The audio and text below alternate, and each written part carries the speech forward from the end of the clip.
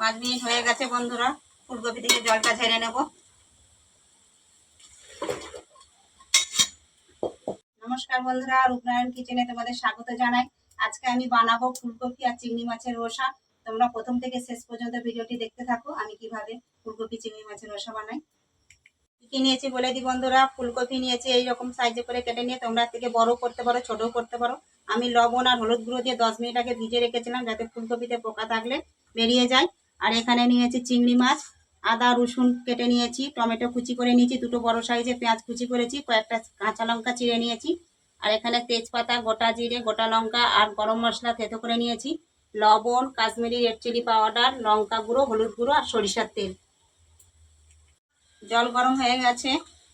এই গরম জল আমি ফুলকপিগুলো মিনিট 5 মতো ভাপিয়ে নেব, খুব বেশি সেদ্ধ করবো না।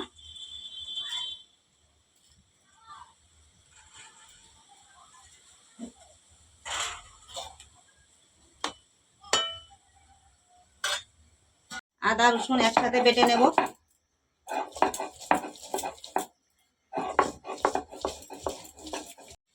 পাঁচ মিনিট হয়ে গেছে বন্ধুরা, ফুলকপি থেকে জলটা ঝেড়ে নেব।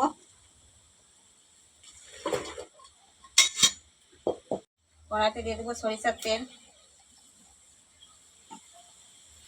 চিংড়ি মাছগুলো আমি আগে ভেজে নেব।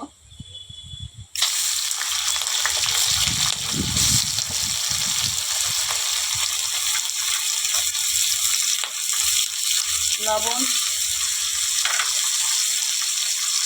হলুদ গুঁড়ো,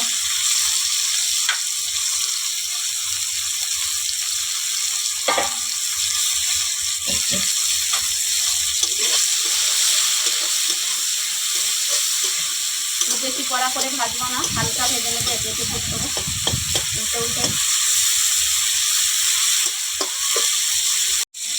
চিংড়ি মাছগুলো ভাজা হয়ে গেছে, নামিয়ে নেব।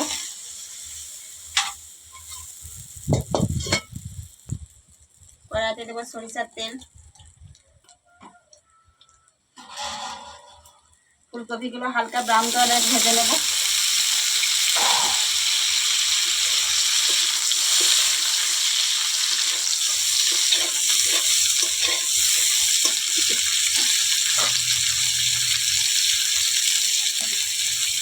দেখো আমার ফুলকপিগুলো হালকা ব্রাউন কালারে ভেজে নিয়েছি।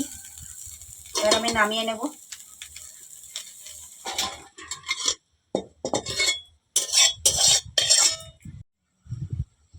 সরিষার তেল, ফোড়নের জন্য দিলাম তেজপাতা, গোটা জিরে, গোটা শুকনো লঙ্কা, গরম মশলা থেতো করে রাখা। ফোড়নের গন্ধ বেরোলে আমি দিয়ে দেবো পেঁয়াজ কুচি।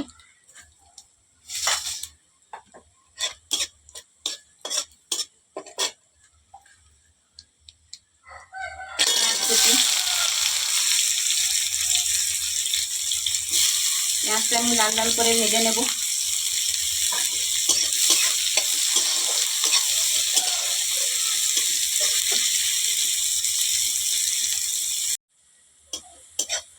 পেঁয়াজটা আমার হালকা ব্রাউন কালার হয়ে গেছে। বেটে রাখা আদা রসুন আর কেটে রাখা টমেটো কুচি দিয়ে দেবো। আবার এইভাবে আমি করতে থাকবো।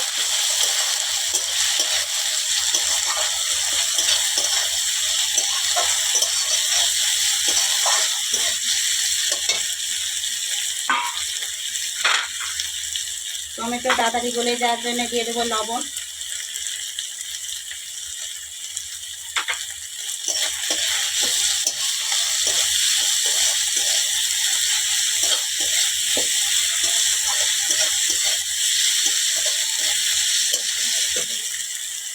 হলুদ গুঁড়ো, লঙ্কার গুঁড়ো, তোমাদের ঝাল দিয়ে যেমন ঝাল পছন্দ করো সেরকম দেবে। কাশ্মীরি রেড চিলি পাউডার, তরকারি একটু লাল রং হওয়ার জন্য।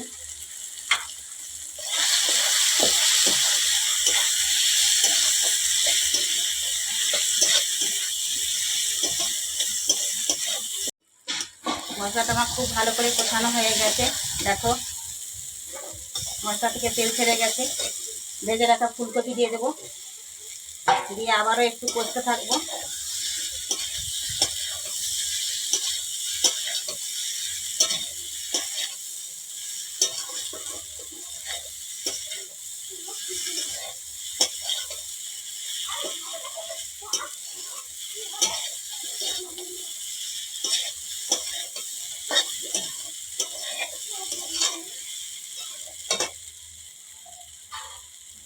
দিয়ে দেবো জল। জলটা আমি অল্পই দেবো, আগে থেকে ফুলকপি ভাপিয়ে নিয়েছিলাম।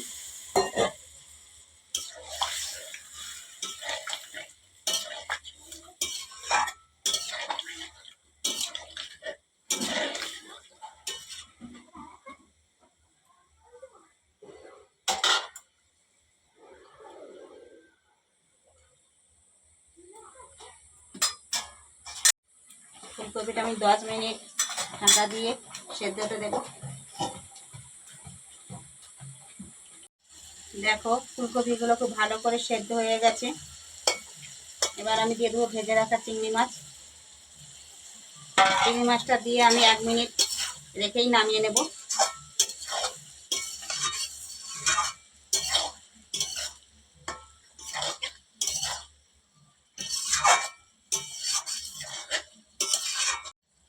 উপর থেকে দেবো কটা কাঁচা লঙ্কা।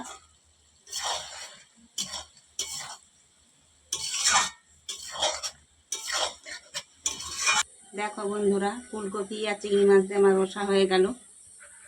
খুব সুন্দর কালার এসেছে। তোমরাও এইভাবে বাড়িতে বানাও, খুবই ইজি। গরম ভাতের সাথে এই রকমই রেসিপি থাকলে আর কিছু লাগবে না।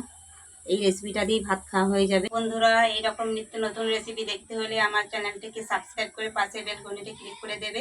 সবাই খুব ভালো থাকবে, সুস্থ থাকবে, সাবধানে থাকবে।